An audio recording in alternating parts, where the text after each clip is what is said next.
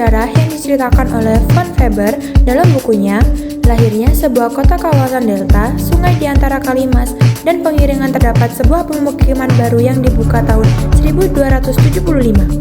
Pemukiman ini dikhususkan untuk para jawara yang berhasil membantu Raja Kartanegara dalam mengalahkan pemberontakan Kanuruhan di tahun 1270.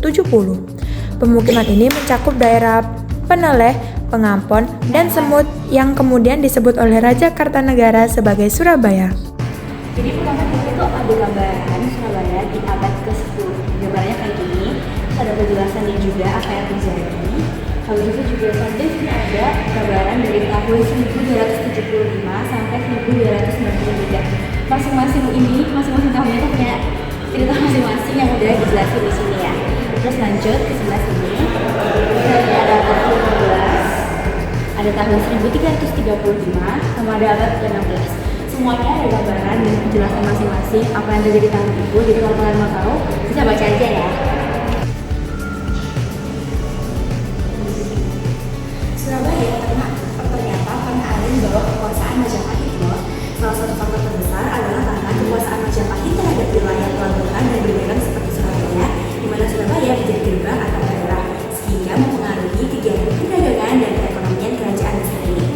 Melalui Surabaya yang dijadikan sebagai pusat pelabuhan dan perdagangan, kerajaan Majapahit memiliki komoditas utama dalam kegiatan ekspornya, yaitu lada, garam, kayu, dan burung kakak tua.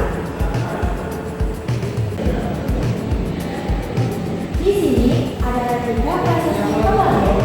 Prasasti Kamalaya bercerita tentang kebesaran Raja Erlangga atas dibangunnya sebuah bendungan di Yogyakarta yang berlokasi di Besut Sragen, Probolinggo, Kecamatan Krian. Dalam prasasti ini terdapat kata-kata wujud galuh yang merupakan pelabuhan tempat berkumpulnya kapal-kapal dagang dari pulau sekitar. Pada tahun 1617, VOC yang saat itu dipimpin oleh Jan Pieter Zoon Koon mendirikan kantor dagang di Surabaya.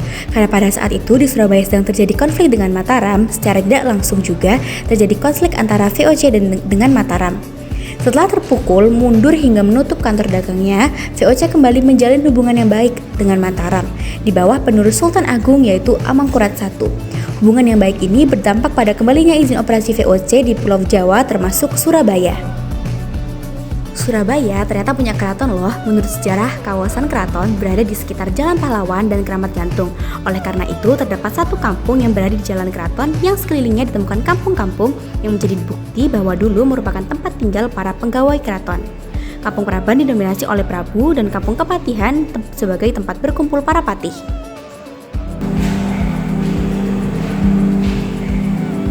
Akibat kekosongan bekas pemerintah setelah terjadinya perang tersebut, maka pemerintah Hindia Belanda memutuskan untuk mengembalikan kejayaan dengan cara memaksimalkan potensi yang ada di Pulau Jawa, terutama dari sisi perkebunan.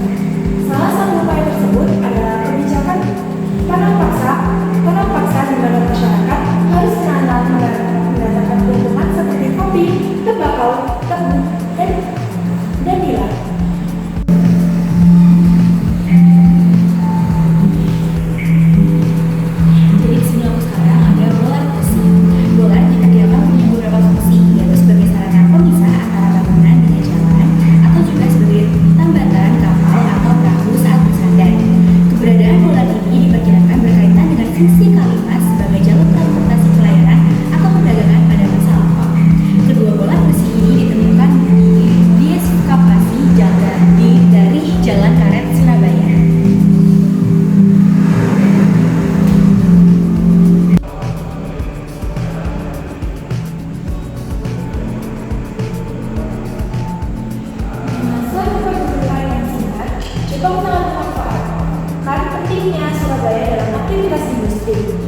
Perdagangan, pendidikan, militer, dan perbankan mereka.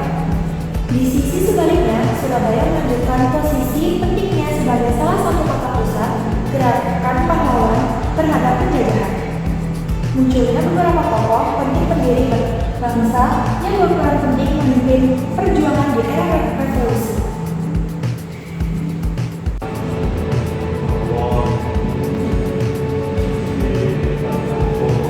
Ekonomi dan mata uang di Surabaya.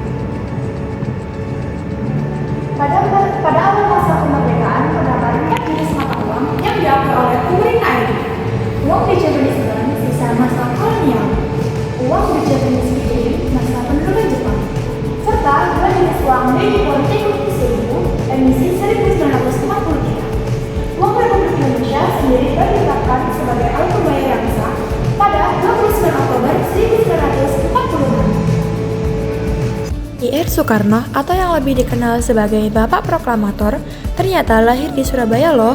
Beliau lahir di Surabaya pada tanggal 6 Juni tahun 1901. Berikut adalah catatannya.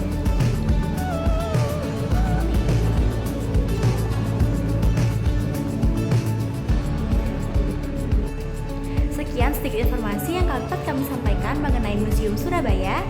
Terima kasih, mohon maaf bila ada salah kata.